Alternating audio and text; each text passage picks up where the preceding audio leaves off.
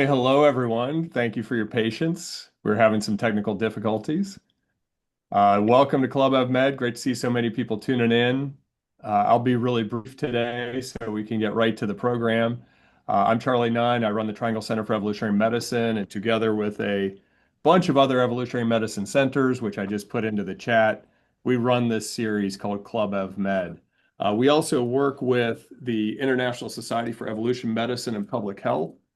I'll paste that information in as well, including information about our journal and information about our annual conference coming up in Kiel, Germany. Hope that many of you will be there, and if you aren't there, if you aren't planning to be there, please consider attending. Okay, so thank you very much for your patience. We're really excited today to have a Club EvMed, and I'm going to turn things over to Randy Nesi, who's going to do the introductions. Thanks, Randy. Thanks, Charlie. And I'll keep this super brief because we're running short on time. I've known Jane for many years, and he's one of the people who's really tackled this question in depth over decades to try to figure out what effects early events in life have on later outcomes. He's just got a book in the works, and we thought it would be wonderful to let him have a chance to tell us about that book. And why don't you go ahead with your slides, Jay, and we'll get right into the discussion. As the slides are getting put up, I'll ask everyone to please put your questions into the chat because there's lots of discussion we're going to have here. Okay, it's a pleasure to be here. I'm flattered to be invited. Thank you very much. And just to be clear, all the technical problems were on my side, not on Duke's side. Okay, I'm going to talk today about my book, The Nature of Nurture. I'm going to try to make this very short so that we can have a nice discussion. I cribbed my book title from a 1991 Brain and Behavioral Science paper by Robert Plomin, documenting the heritability of many would-be measures of the environment that developmental scholars have used for decades. But like virtually all nature-nurture discourse, this paper defined nature in terms of DNA only, excluding from consideration issues of adaptation, evolution, and inclusive fitness. Can I have the next slide, please? Thanks. And it wasn't until late in the 1980s that I met Pat Draper, and she shared the paper below on the effects of father absence on children's development, reinterpreted from an evolutionary perspective with me, that I ever even considered these omissions on my part about evolution, especially given my career-long interest in the effects of early life experiences and exposures on development. But however intrigued I was with Draper and Harpington's evolutionary reinterpretation of the effects of father absence, I remained to be convinced. Next slide, please. While an evolutionary analysis of father absence effects could account for all the evidence that standard developmental thinking highlighted for decades, there were two things it did not even try to do. The first was advance an original hypothesis, and the second was provide evidence in line with such a hypothesis, leading to a discovery. What we have in front of you now, can I have the next slide, please? What I have in front of you now is the more traditional view of how developmental operates. And I've labeled this fast and slow from a life history perspective, but do me a favor and think about fast as disordered, dysfunctional, and slow as optimal, because that's the language of developmental psychologists. And what you see is the notion, can you go back one slide, please? Can you go back? I don't want the somatic development there. No, you can go to the next slide and stop right there. Because disordered versus optimal is the way developmental psychologists have spoken about the effect, how family context affects child rearing, psychological behavioral development, and thereby what they don't call reproductive strategy, they really call life course development. And the idea was that when children grow up, including father absence in the face of marital discord, high stress, inadequate resources, there's a cascade of, no, don't click there, please. There's a cascade of adversities and experiences that undermine well-being, eventually leading to early sexual activity, short-term unstable pair bonds, and limited parental investment, although parental investment isn't a developmental conceptualization. It's an evolutionary one. And of course, under optimal, or what we would call fast life history terms, slow development, it's just the opposite. Spousal harmony and adequate resources lead to supportive child rearing, then well-functioning psychological and behavioral development, and eventually later sexual activity, long-term enduring pair bonds, and greater parental investment. This was the developmental framework, theory, or model that I cut my teeth on.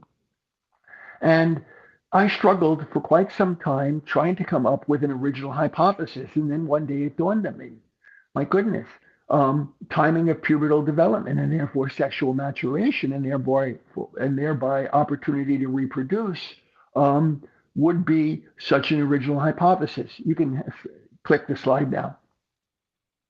So all I added to this traditional model was what I called an uncanny prediction at the time, which was it would affect somatic these experiences would affect somatic development. If that were so, it's nothing any developmental theory, model, or framework could account for.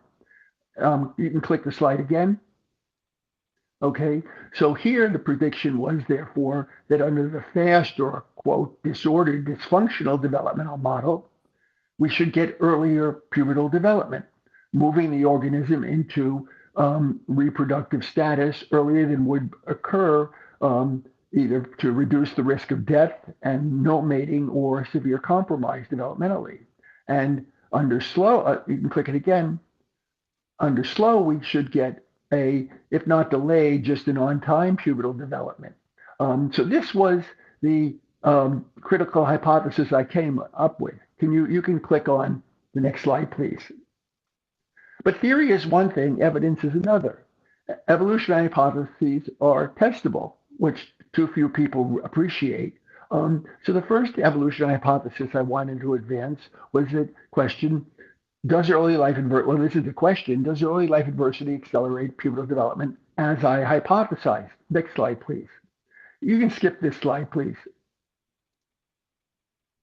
Just skip it. Skip it. Skip it. Okay, here are the results of a meta-analysis of 43 studies over the last 30 years and 46 independent samples that brings home the bacon and shows, yes, there are clear associations between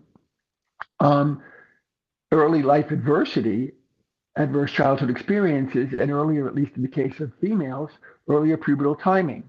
Now, one of the things that's really important here is the smallest effect happens to be with neglect. And this is intriguing, especially in light of Bruce Ellis's most recent brain and behavioral science paper, which makes it clear that energetics have to be sufficient in order for adversity to accelerate pubertal timing.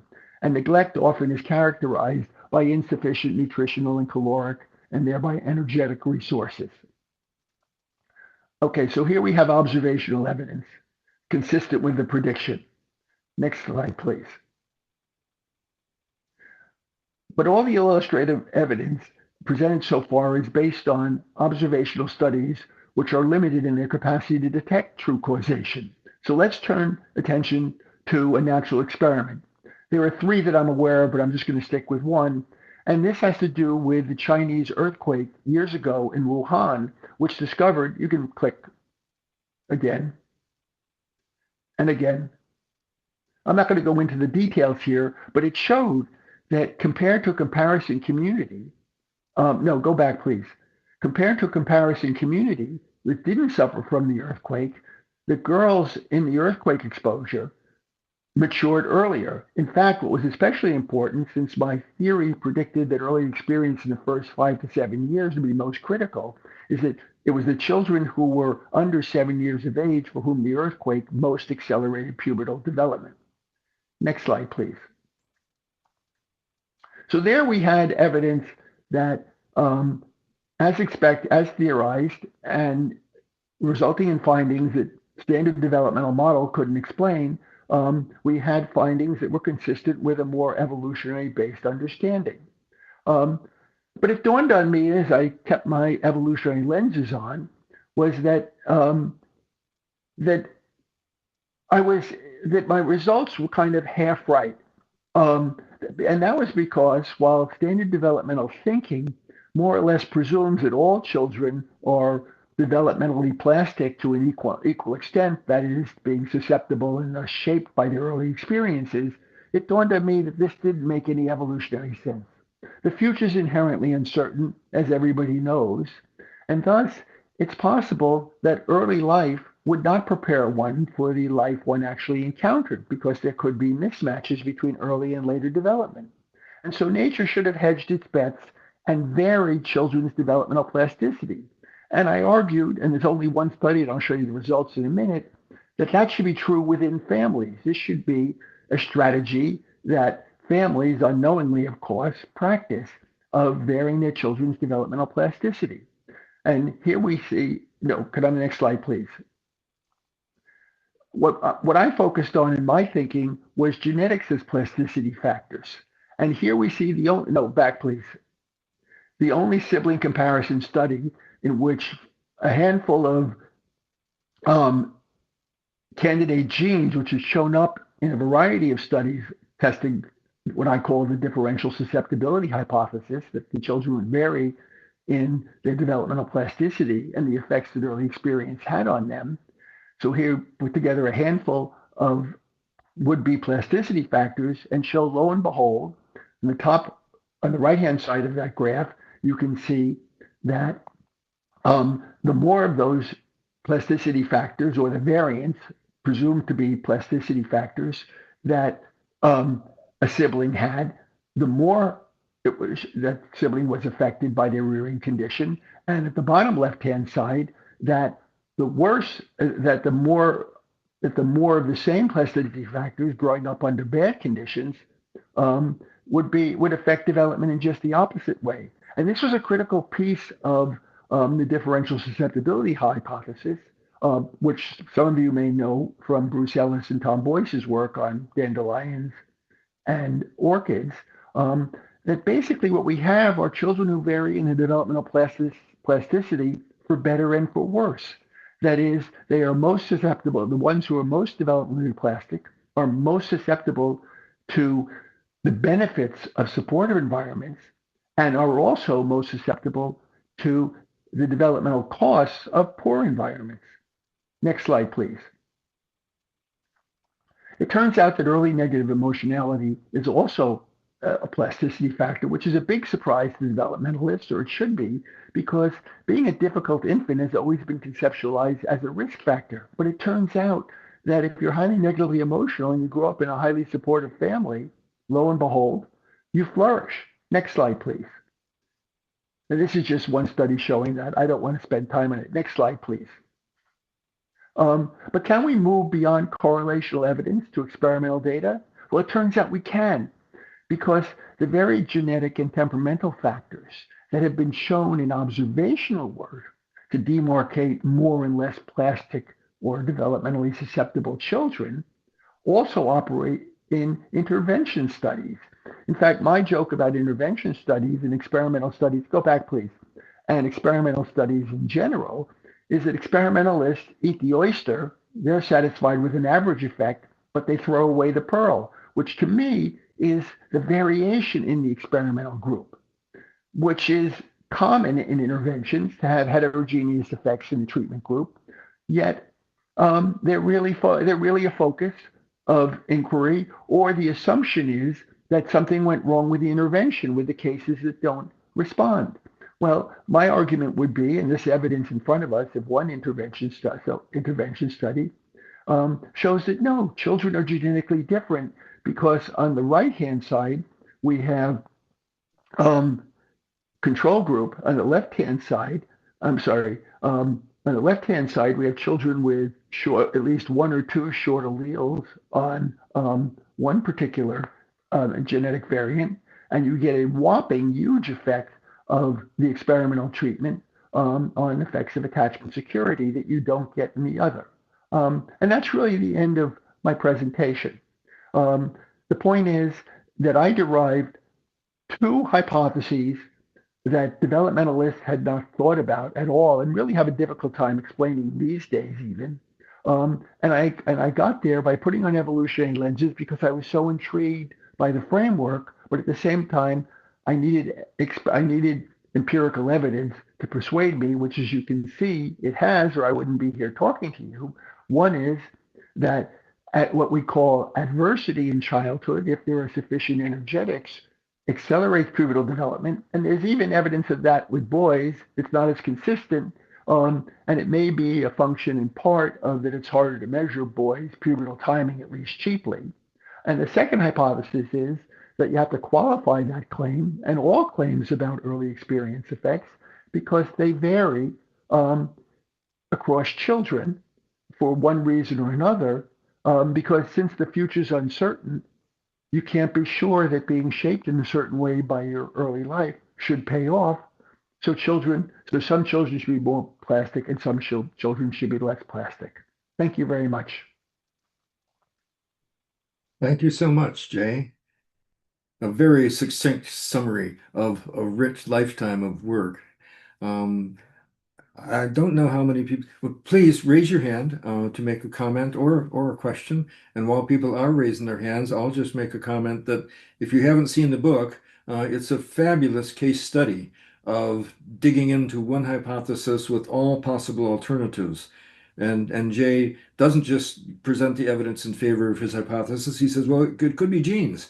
It could be socioeconomic status. It could be other things. It could be, and what I loved about the book is the individualized version, because he's talking about how different children with different genetic propensities are going to have different experiences in response to their environments. And he talks about how what genes you have influences what environment you create around you. So all of these possibilities are in the book. Jay, it almost gets beyond the point of human comprehension, I think, to try to take all of those things into account at one time. Let's see whose hands are up, and maybe there are other questions my people have ready to go. And the chat is ready for questions as well. Randy, I could ask a quick question. Sure. Great talk, Jay. I really enjoyed that and hearing these results and your perspectives. And for a lot of what I do, I turn to the literature on non-human primates, and really this is going back to the very beginning of your talk about early life experiences and how that disrupts reproduction. And I'm particularly taken with some of the work from the Amboseli baboon research project that showed that there was not an effect of early life adversity on accelerating reproduction in the baboons there. And I'm just wondering if you have any thoughts about that or other studies from non-human primates on that general pattern. And if you think that there's something different about humans and non-human and other primates that could explain why those findings aren't found in non-human primates. Well, I really don't feel, my knowledge of primatology is, minuscule. So, and, differences between ecologies and reproductive strategies in various primates, is beyond my expertise. And I'd go looking for that, for example. The other thing I wonder about is what Bruce has really just written so insightfully about, which is this caloric condition. That if there's any evidence of, let's put it this way. What the human data suggests is we have to take two factors in consideration, which could lead to null findings if you don't take them in consideration. One is Bruce's observation that there's got to be caloric sufficiency for energetics. The other is my observation that individuals vary in their susceptibility to developmental plasticity. In fact, one of the really interesting questions is, well, twofold. One is, what percentage of organisms of any species are highly developmentally plastic? And the second is, and there's some suggestion in humans that it's much smaller than we thought. So a few could be carrying many experimental effects because there's such whopping effects on them, even if there are no effects on others. And the second is, what I wonder about ecologically, are there societies and cultures, and therefore species as well, in which the proportion of highly plastic individuals varies? Might there be places, at least in the human situation, where we were genetically, it only makes sense for plasticity to shape later development if there's going to be some connection between early life and later life to prepare you. But if the linkage between early life and later life, let's say, is random, why would you build the machinery of developmental plasticity? You'd be being prepared for basically a random outcome, so it'd be rather expensive. So that would be my thoughts, Charlie. Thank you. So Bruce, I'm so glad you're with us here. And it sounds like your ideas about the state of nutrition might have a profound influence on mediating these effects. You want to comment on that? Sure. Thank you for inviting me. I was not aware of Hi, this Bruce. group. Hey, Jay, and this is a very remarkable gathering. My thoughts to Charlie's question, actually, Jay kind of echoed it, is that with the baboon data that you were bringing up, um, does it take into account energetics and differences in energetic conditions? And that would be kind of the first line of thinking with explaining those effects. If it does, that's a much more serious challenge to this. In the human data, it's interesting when you look at pubertal timing in humans, in lower income and middle income countries and in small scale societies, but the best data is from low and middle income countries. It's very clear that people from lower socioeconomic groups, people that experience more poverty and energetic stress, is associated with later pubertal timing. That data is decisive. However, when you shift to high income countries, exactly the opposite happens. People that are from lower income and experience more poverty go through puberty earlier. So there's a clear, moderating effect. And that, and the way that I explain that is that in low and middle income countries, people that are poor are also energetically stressed. Whereas in high income countries, people that are poor do not actually consume fewer calories. They just eat lower quality calories. But it's not an actual, all of the, careful longitudinal data doesn't, there's not enough energetic stress to slow down puberty. But consistent with Jay's framework, there is, the many other aspects of stress associated with poverty are likely a factor in potentially accelerating puberty. Can I just take a moment to herald Bruce's contribution to this area of inquiry? He was the first person to come along and take my, from a developmental standpoint, outlandish hypothesis about pubertal timing seriously. And he's gone on and made, contribution after contribution. As I say in the book, if there was no Bruce Ellis, there'd probably be no book because the theory would have died on the vine for the simple reason that even to this day, and this is the reason I wrote the book, developmental scholars don't embrace evolutionary thinking. What's so strange is they buy the notion that adversity now can be related to earlier pubertal development. They buy the notion that children differ in their developmental plasticity, but they don't buy the theoretical framework, the evolutionary analysis that brought home that bacon and led to those two insights. And all I can think of is, and this is my experience, is that, even here we are in the 21st century, too many developmental scholars, and I don't want to call them social scientists. I don't believe in social science. I think this is all life science. And I think social science was harmed by separating us from the rest of life on this planet. But too many developmental thinkers and social scientists kind of, as soon as they hear the evolution, they think biology is destiny and think you're just, a genetic determinist. And it's really frustrating, sad, that somehow distinguishing an evolutionary analysis from a genetic analysis, it simply doesn't exist within the social scientists to a large extent, or in the developmental science in particular, with rare exception. So I've been amazed in talking with developmental colleagues that many of them insist that, it has nothing to do with genes or evolution, and it's almost an ideology. And in It particular, is. in your book, Jay, you emphasize how difficult it is for people to grasp that natural selection does not shape organisms for health, happiness, or longevity. It shapes them to maximize gene transmission. And that, I think, is an idea that several other people on this call have gotten into deeply. Daniela, I know you've been deep into that, and Sarah, you too. And you've gotten great resistance to your ideas because people just don't want to hear about that. Do you want to comment on that, Daniela? Unmute, please. Sure. Yeah, so I mean, I've kind of taken evolution into sort of psychotherapy, and a lot of my work early was taking some of Sarah's work on maternal nurturance and particularly infanticide.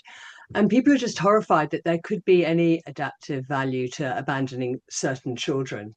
I've talked at the Attachment Institute of Bowlby, and they're just horrified by the entire prospect. And to get across this idea of trade-offs, I think because most of the people that in this field are people who have got relatively good careers and they're relatively comfortable and actually don't have a sense of some of the trade-offs that people are having to have navigated in parts of the world today, in parts of our society today, and certainly throughout evolutionary history.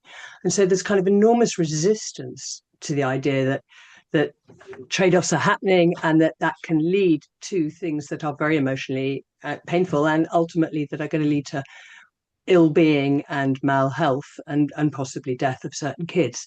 And like Jay and Randy said, I think just this kind of blindsidedness of, if you talk about anything evolutionary, you're talking about genetic determinism. And that I come up against again and again and again. And I think that's also very, it's very difficult because so much of the evolutionary stuff is telling us that we need to be looking at the either or and the variability. So yes, I would echo that from. Let me just add and reinforce my argument about, I think the category error was what led to the creation of social science. We are different. Those rules of life on this planet don't apply to us. And that was so ideologically attractive and remains so. I think with developmentalists, the other issue is, like me, most of us got into it as do-gooders. And therefore we had a romanticized view of, if you love, hug, nurture, etc., all children, we could get heaven on earth.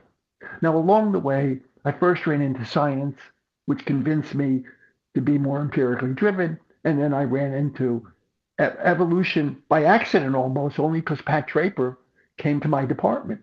And I think it's how you get over that ideological notion that we could have heaven on earth if we were all loved and cared for, and that we are different. And those are big, steep hills to climb. And, we've been trying to, you guys have been trying to get others to climb that hill for a long time. I'm a late comer to that. And it's very frustrating, 30 years as an accomplished developmental psychologist, for people to take the findings and leave the theoretical insights that led to the findings behind. And that just shows it's ideological. Sarah, I see your hand up. Please go ahead.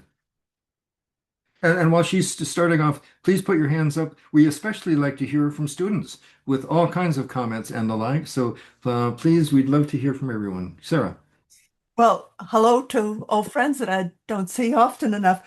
I want to address Bruce and Jay's point about caloric insufficiency, which I think actually probably does a good job of explaining the Amboseli data, because getting fed in that environment can be a real challenge.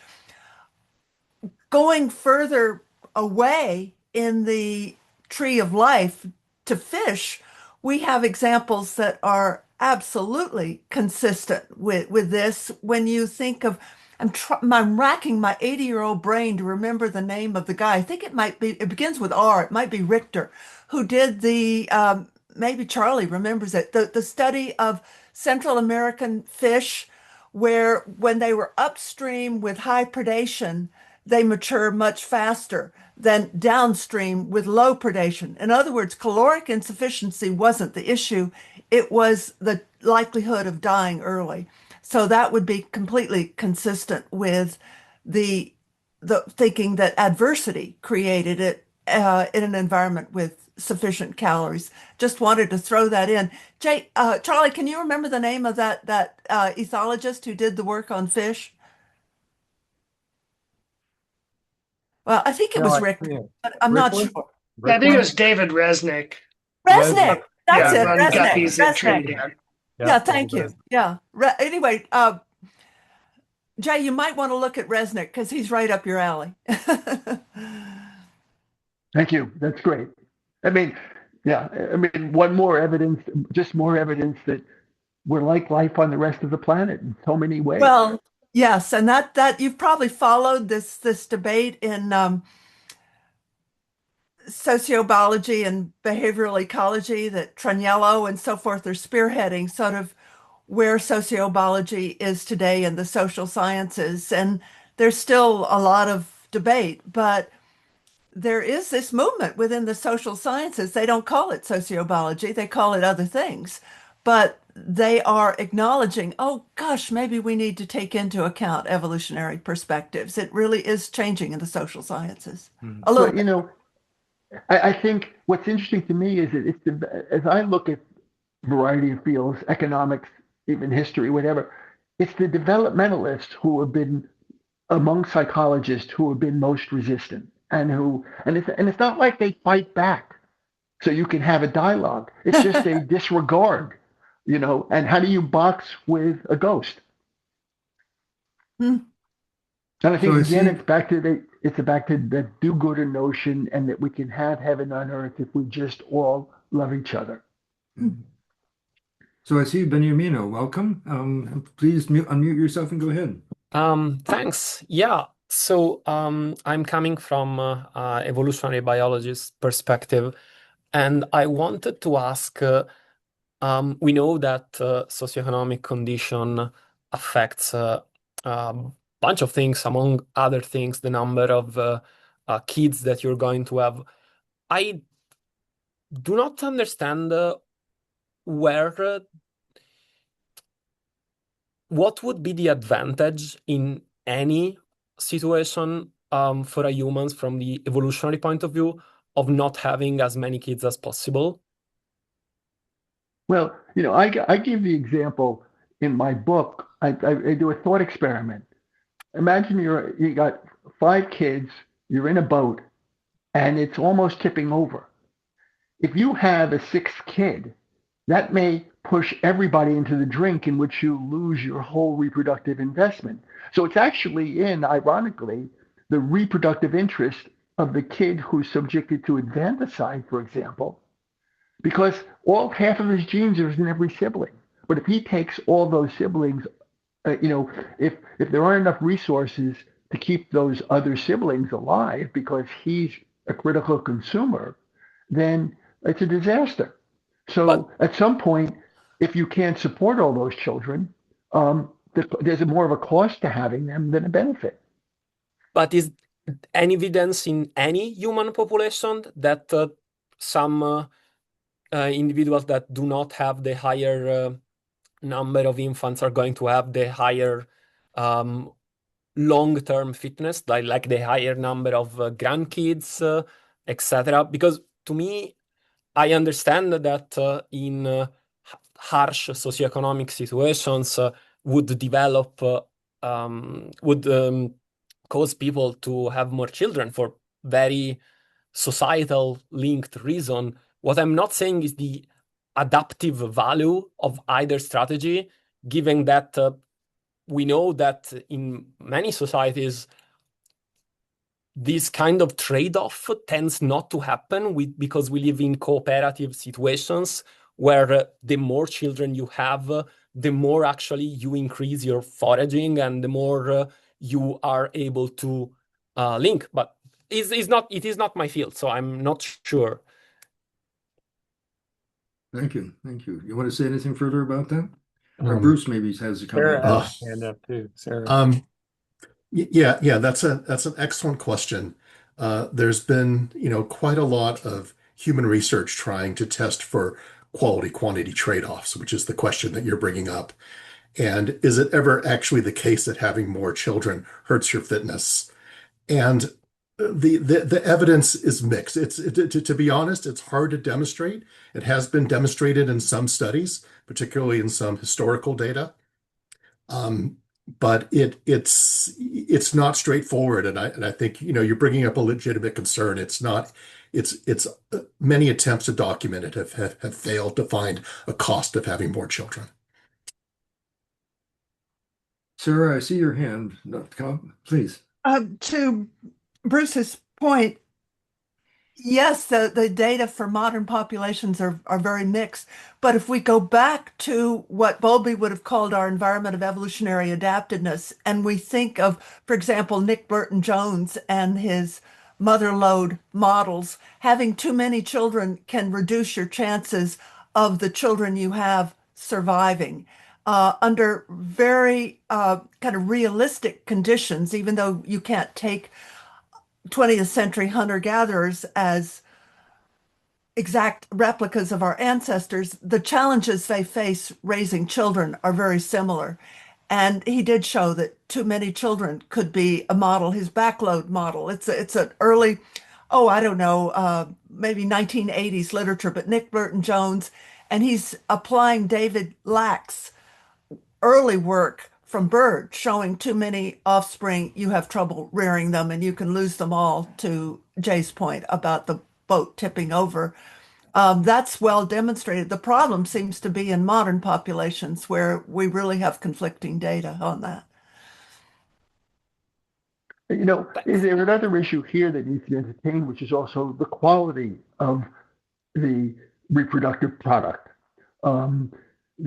If you have many more kids, but they're less efficacious in, rearing their own, succeeding in foraging, let's say, does the cost outweigh the apparent reproductive benefit? I don't know if there's, what the evidence is there. I do know that under adverse conditions, for the susceptible ones, we certainly see developmental costs in kids growing up in adversity, or at least what developmentalists call costs.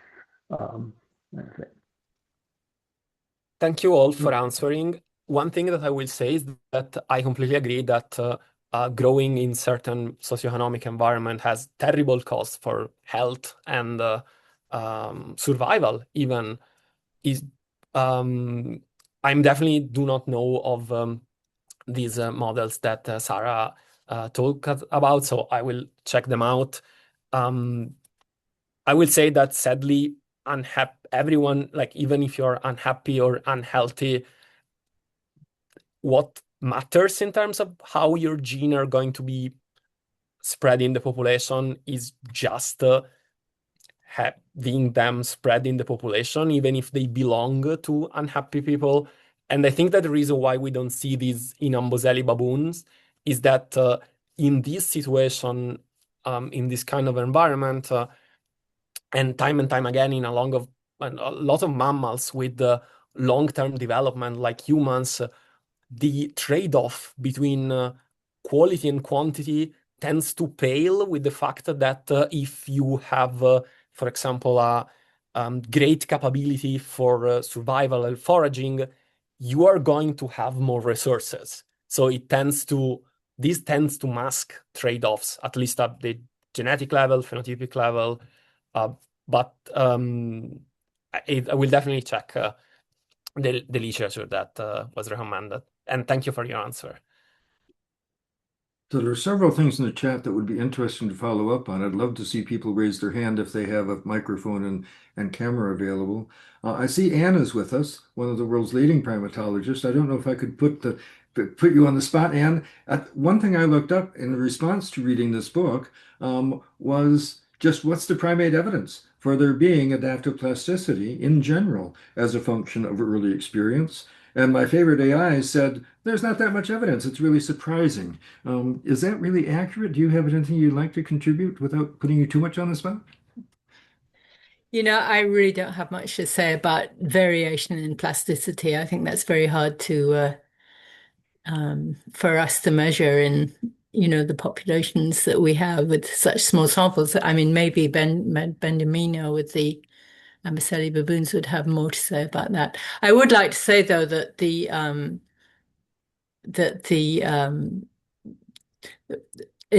the chimps, just like in the baboons, if you lose your mom, you hit puberty much later, and you reproduce later, and I'm sure that has to do with access to resources. So I think the energetic ideas are very pertinent here. And that's why we don't see an earlier development with adversity. We see a later development, later puberty. But for plasticity, I really don't have much to say. I mean, it's a really interesting question, the variation in it, but I don't think we can measure that. I was more asking about simple evidence that there are adaptive plastic responses to early deprivation or early experiences of any kind, aside from the amount of plasticity. Do you want to comment on that at all?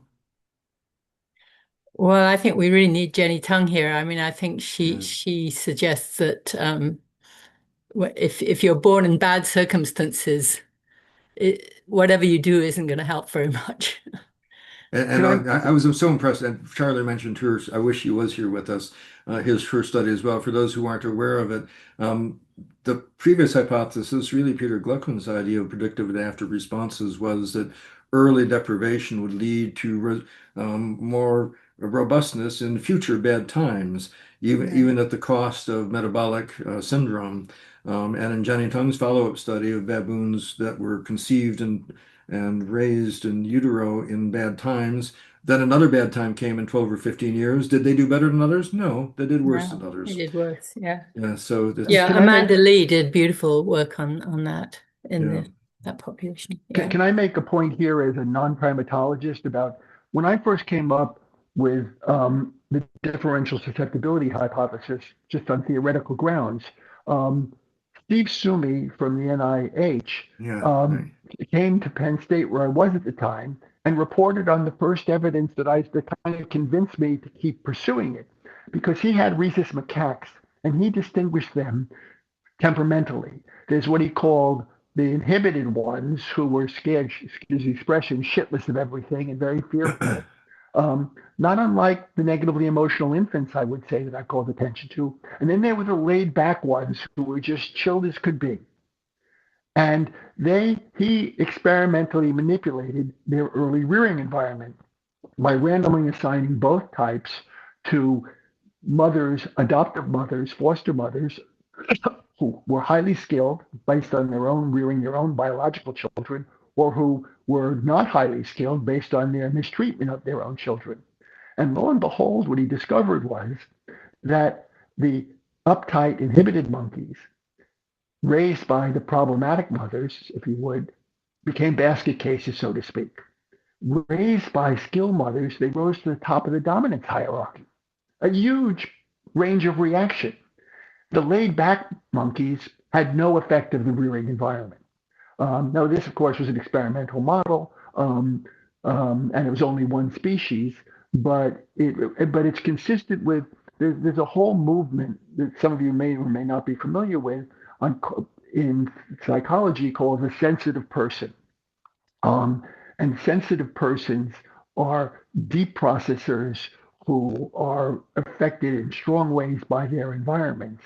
And there's evidence that they are more susceptible also, for better and for worse. So I think actually Bruce's work, which I failed to mention, on physiological reactivity and heightened physiological reactivity as a plasticity factor, negative emotionality from my work on infants as a plasticity factor, the genetics as plasticity factors, the sensitive person as plasticity factors, I think we're all tapping into the same underlying characteristic, if you would, and we're kind of like the blind men and the elephant. We each got a piece of it and don't recognize that it's just a piece of it. And there's a common denominator there that says more susceptible and less susceptible to environmental influences. Again, whether or not that's cross species, I wouldn't And know. it was the serotonin transporter polymorphism that distinguished those two groups for future discussion. Peter, and for others raising your hand, there's a little thing under React where you can say raise my hand. But I see your hand up, Peter. Why don't you go ahead? Unmute myself. Yeah, a very interesting talk, and I'm very glad to see many of you who I haven't seen in a while. I actually gave a talk a couple of years ago. I was challenged about mental disturbance, and well, what about normal families? And what about my uncle depressed in a normal family? So I talked about my own normal family and my own growing up, and what I realized is that I did have early poor attachment from my mother, and from which I suffered, and I developed an adaptation to that. I mean, I see my early life, as adapting to that a weak attachment, my mother's self-preoccupation, and what it was very energetically attaching to other people, finding mentors, finding people who liked my energy and my admiration and stuff like that. And it really worked very well as long as I had uh, people to attach to. When I got to my 30s and I had my own lab and my own children, and I was particularly starting my own lab, it was time. There were no more mentors. I had to do it myself. And I got very depressed, and I had to really work out a whole new way of living. So my point is, I think during a childhood adversity, human beings do work very hard to find ways to deal with that, and sometimes it's not possible. I mean, I had another friend whose mother was, alcoholic, and she's just had a completely disorganized um, life that really damaged her. But so I just think when I look at my friends now in their 80s and I hear one father's committed suicide, another left the family, and so on, I can sort of see, I imagine, in their behaviors, the way they have responded over, decades to these early losses. Thank you. Peter, Thank you, Peter. That's can great movement. Peter, the thing we have to keep in mind is the 80-year-olds who had similar experiences, but we never hear about their disasters, so we don't have a comparison group. Because if they're less susceptible, those exposures may be more or less, at least over the longer term, water off a duck's back. In fact, in terms of the benefits of adversity, I wonder if we could get Bruce to talk a little about an emerging area of inquiry in developmental science, which is called hidden talents, and the idea that adversity actually doesn't undermine necessarily all functioning across the board, but specializes some. Have I put you on the spot, Bruce? And Bruce's hand is up, so why don't you go ahead on with multiple comments here? Sure. Before I respond to hidden talents, right? Let me come back to that. I wanted to follow up on an earlier point that was made, in that we were having a larger discussion about, is there plasticity? And this is also, is there adaptive plasticity? And this is really a question about, our, in terms of talking about humans, is the brain designed to adaptively monitor the environment for certain early cues and to use that strategically to adjust reproductive strategies in ways that, have historically enhanced fitness? Of course, in humans, we don't have the kind of controlled studies to really nail that down, but there is a very, very rich data source, and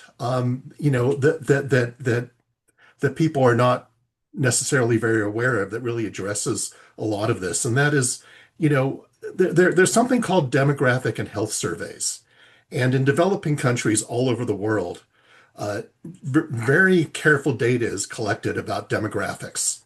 And this data is collected at the community level. So it's collected community by community. There's different kind of, like, essentially it's like a census district.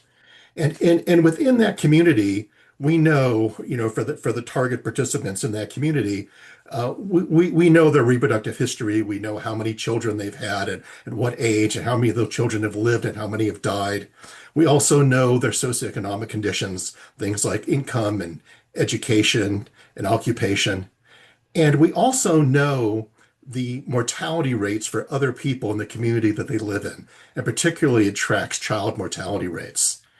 And what this has learned is that all over the developing world, basically in every lower middle income country that this has been studied, you find the same thing, and that is controlling for one's own child mortality history and controlling for differences between members of community in their socioeconomic conditions.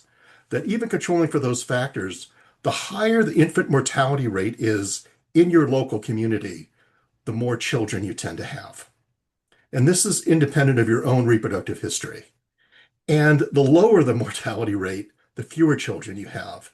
And there's just a really compelling large body of data showing that community level mortality consistently predicts, number of offspring. And this was, this was a major focus. This was kind of the major data that I talked about in the Behavioral Brain Sciences article that Jay's alluded to a couple of times. So, these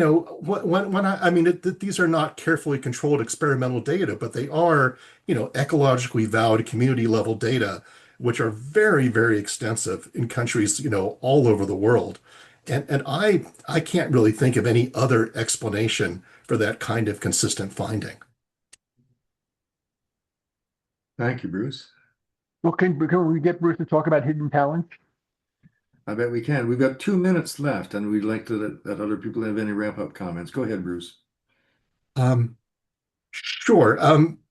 I don't really want to take this in a different direction at this point, but Jay was bringing up that, in the world of developmental psychology, there is a very pervasive deficit model that focuses on the idea that, toxic stress impairs brain structure and function in ways that undermine mental health and behavioral functioning. And the assumption is that kids that grow up under difficult conditions are basically impaired in terms of their skills and their abilities. And there's an emerging program of research that we've given the label hidden talents because people seem to be unaware of these skills. That there are identifiable skills that kids develop in like unpredictable environments or when they're exposed to violence. Things like skill at attention shifting or skill at working memory updating or skill at empathic accuracy, emotion recognition. There's a number of things. And so there's another side to the story that is rarely told that provides a much more complete picture, I believe. So thank you to all for a wonderful discussion of a very complex and rich question and data. Congratulations on your new book, Jay. I'm just going to wrap up by mentioning that when I began my career, people kept asking, so what's the best thing we could do to make everybody mentally healthy? And my answer and everybody's was, hey, take good care of all babies. Make sure every baby is well loved and all the rest. But it's increasingly clear that our image of normal childhood as being all lovey-dovey and perfectly cared for at all times is just wrong. And we're well prepared to deal with all kinds of bad things happening. And I think maybe the idea that we've given people that normal development has no troubles may itself be something that we should examine more carefully. Thanks, Charlie, and everyone from EMPH and the like. I hope to see many of you in Germany and look forward to the next Club EvMed. Thanks very much. Thank you, everybody. Great to see so many people. We have one more Club EvMed coming up. Jennifer Head, who's at University of Michigan, I believe, School of Public Health, talking about some of her research. So stay tuned for that. Great to see everybody. Thank you very much. Thank you very much for having this. Thanks so much, Jay. Thank you, Jay.